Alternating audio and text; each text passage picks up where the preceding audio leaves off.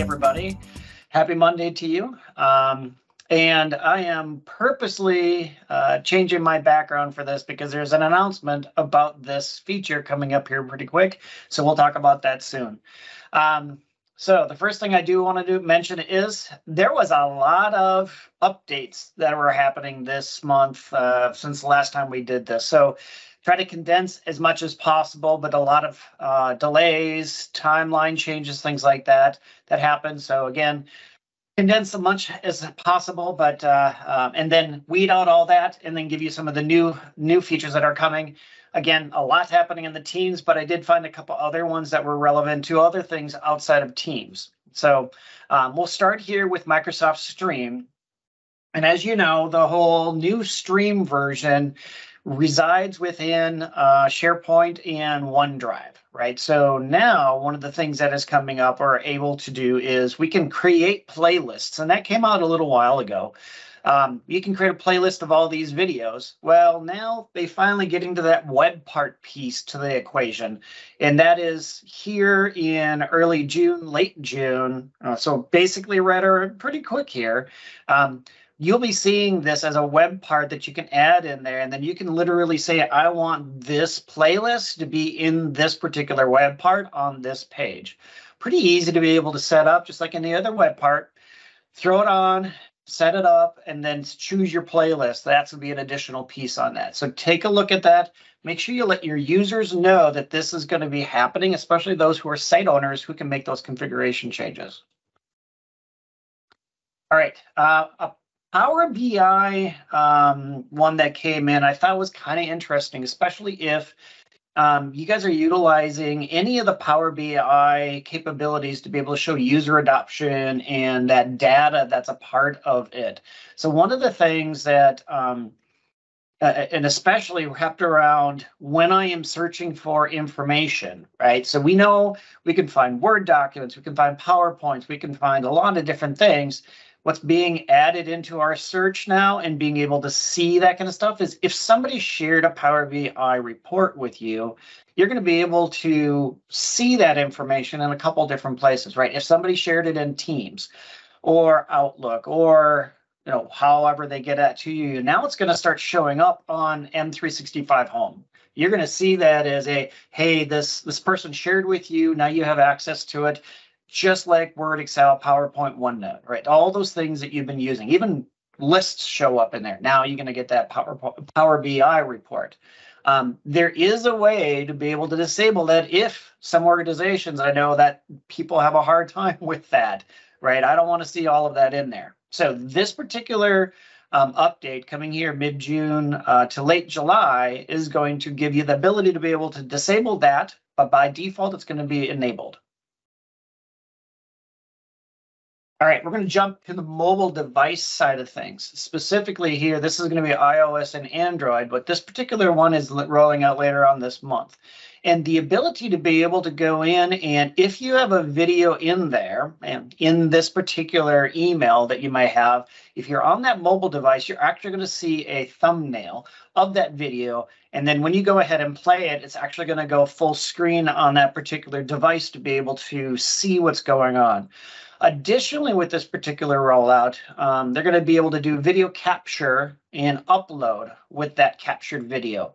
And what it's being able to do is you can add that in. So you can take that video and then you can add it right into the email and then send it out from there. And what's happening is that behind the scenes, of course, OneDrive for Business is going to get involved with it.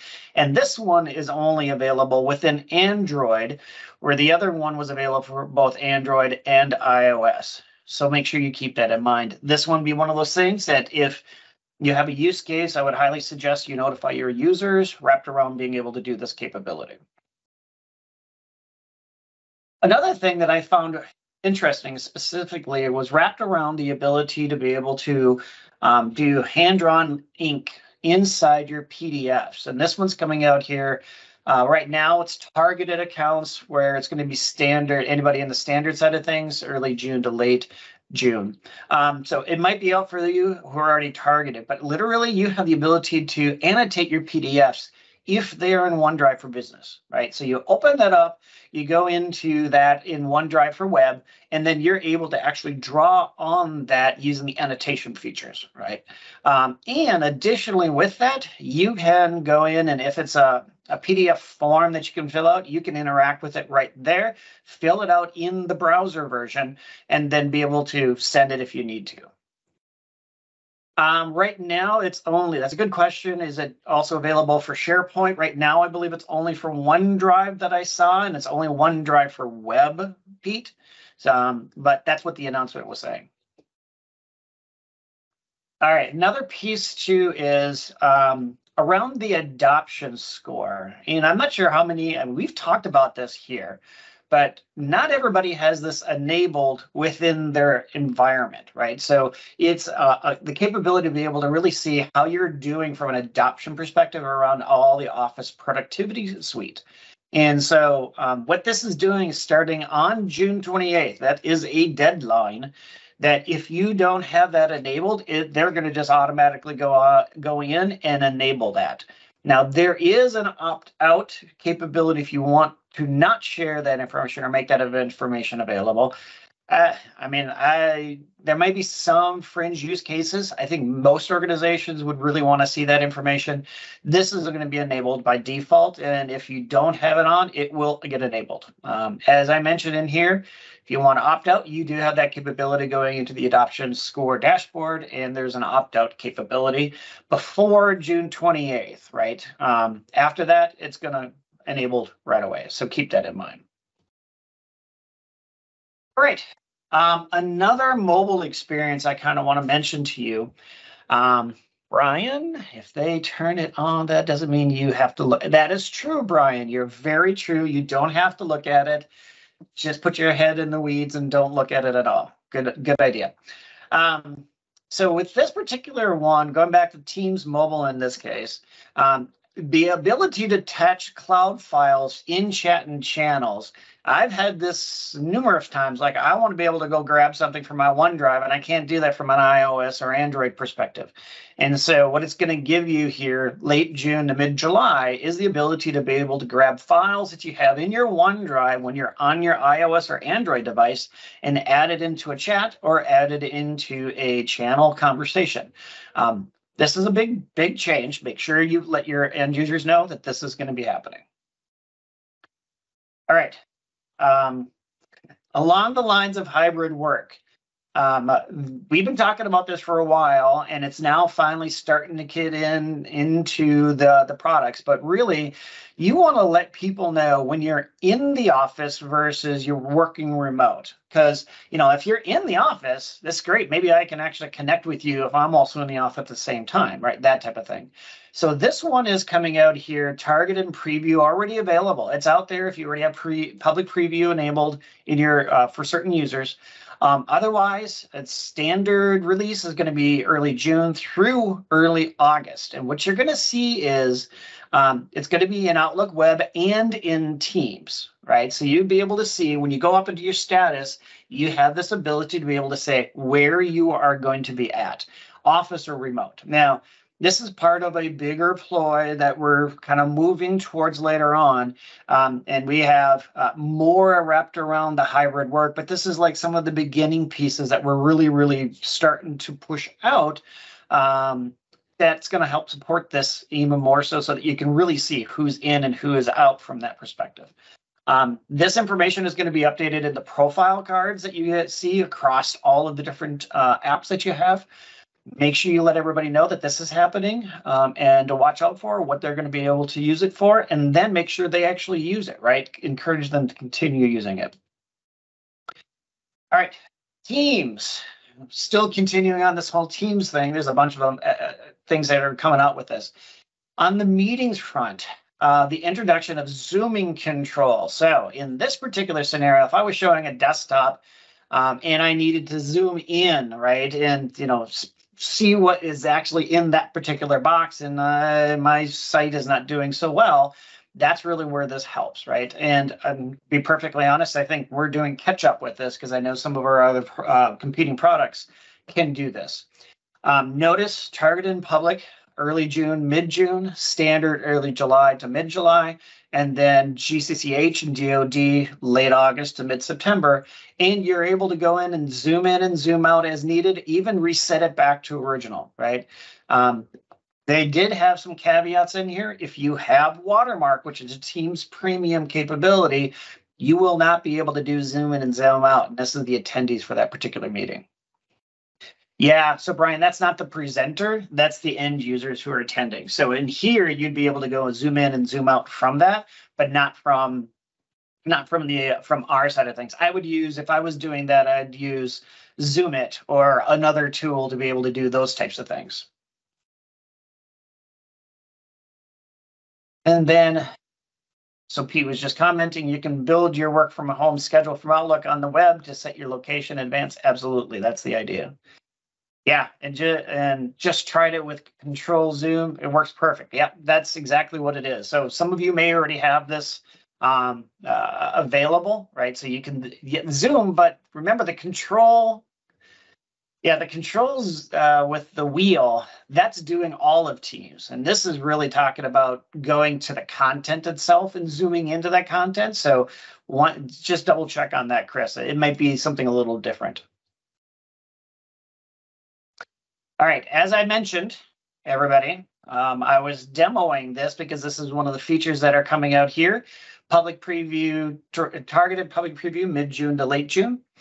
Standard early July to late July, and GCCH DoD late September to early October or late October. It is animated backgrounds in Teams meetings, right? So this capability, as you're showing, is predefined by Microsoft. So we have probably 4 or 5 different ones that you could then choose from to be able to have as an animated background. You cannot at this point do a custom file, right? The one thing, the caveat of this post does say that you have to have a higher end device, right? So nothing below an 8 gigabyte force processor type machine, because it would not be able to handle that in our Teams meetings. Again, the other thing too, they say is if you have video filters on, it'll also slow down that animation so you don't see it as well. But if you are planning on letting this go and available to people, let them know. That's going to be a good addition for some of them. Another piece that we have coming out here fairly soon, or really available for target, standard here in mid-June, and come to GCCH and DoD, is the ability to set up, they call it an upgraded audio experience, but really it's that ability, if I'm in a meeting and I have a whole bunch of people talking and maybe I'm in gallery mode, and I have, Michelle on the left-hand side of my screen, the spatial audio will actually go to that side, right, of the audio. So I kind of feel and sense that she's on that left-hand side of the screen versus coming down the middle with everybody else, right? So that spatial audio is an augmented version of your audio that you have. Do notice some of the things that you have caveats on. Supported on Windows and Mac OS. One or a large meeting, but up to 100 attendees, this will be applied. And it's a setting that you turn on in your settings, or you can do it in an individual meeting if you want to be able to do that.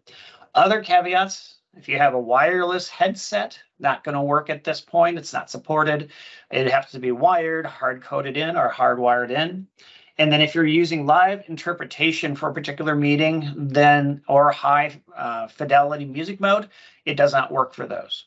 But notify your users as that's a possibility. Breakout rooms, moving the Teams rooms for just a little bit. There's a couple announcements on that. The first one is now Teams rooms can be brought into a breakout room in a Teams meeting. Also, together mode can be utilized and can actually be set up from a Teams room, just like it would do inside a Teams meeting if that's the case. This is part of a Windows app 4.17 that's coming out here mid-June to July that you would have to update the MTR device, and MTR being Microsoft Teams rooms, my apologies, to be able to use these features, just like sure you notify your users and give them some information about how that works. All right, so those are the big ones. Some quick mentions I did want to mention to you guys. Recently announced the ability to be able to have a net promoter score survey as part of your Teams remote window. So at the end of a meeting, you get that survey that you can do. Well, this will also be available now in the Teams room, so you can see how things are going from a end user side of things. The other one I want to call out too is this one, which is another Teams room. This is for Windows. Simplified device registration for Teams Room Pro Management Portal. As part of the Teams Room Pro license, these devices, you're available to be able to manage them through the Teams Pro Room portal. Well, to do that on a Windows device, you have to install an agent, and then it shows up in the portal. Well, with this update, which is that 4.17 I mentioned before, you don't need to do that install. It's automatically in the app. As soon as you get it enabled with the resource account and get it set up, it'll automatically show up in the Pro Portal, making deployment a lot easier for organizations that they don't have to do an extra step. A couple other, another thing coming up specifically, if you guys are using Viva Insights, deactivating, I'm sorry, that's not the one I was looking for. That's the one. Categories, coming to meeting category insights in Viva. So that one right now, if you have custom categories associated in your Outlook, Viva Insights grabs that information and tells you how long you're in these types of meetings. Well, they're going to come up with some new ones, and one specifically based off of meeting size, cadence, number of people in meetings, that kind of stuff. So you can actually see how you're interacting in those types of scenarios, and that's going to be an automatic capability. All right. Some other update, and I mentioned there was a bunch, so I kind of walked through a couple of these. The ones that I want to make sure that you guys are seeing is this one. The Bookings app, right, is going to get updated to the virtual app. It's going to be integrated, so the URL is going to be changed, and the virtual app, which is a Teams premium capability, is going to be tucked underneath the Bookings app. You're not losing the Bookings app, just thinking you're gaining a capability if you have Teams Premium as part of your licensing. Couple other things that I thought was interesting. Webinar email feature updates are coming. So if you have webinars or using webinars, if you do have a Teams Premium license, you're going to be able to then edit those emails that go out prior to the meeting starting.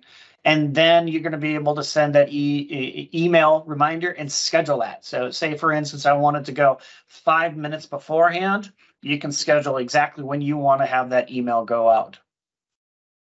Another capability I thought was interesting too is if you are utilizing Teams apps in Microsoft Teams and you want to be able to set that as a separate window as opposed to your other content, you will be able to pop that out from Teams as long as the developer actually set that up correctly to be able to allow it to be popped up. So I thought that was an interesting capability. Splitting pages into new PDF files if you have Microsoft Syntax within your organization. If you're on a iOS device and you're in OneDrive and that PDF is in there, you can actually extract individual pages into their own entities, utilizing that capability. Some admin actions, just keep in mind some things are happening here soon.